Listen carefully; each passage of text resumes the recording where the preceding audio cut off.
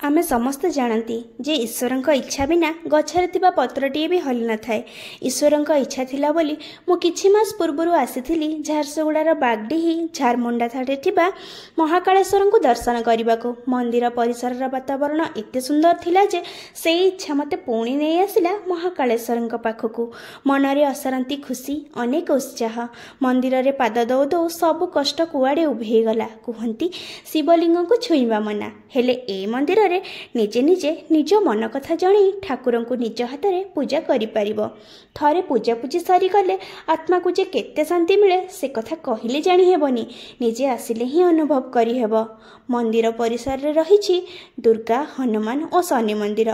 सबु मंदिरर कारुकार्य अत्यंत सुंदर। प्राकृतिक परिवेश तो एते सुंदर जे थरे आसिले सहजरे तो इच्छा हबनी जिबाकू। टिके दूरे आउ एक सुंदर सुउच्च दुर्गा मंदिर रही। सेठिकार कारुकार्य तो आहुरी मनलोभा।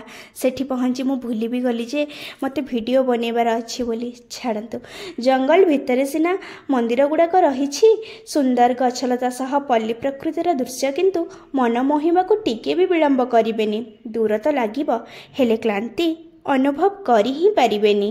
एतिकिरे रहुची, पुणी देखा हबो नेक्स्ट वीडियो रे।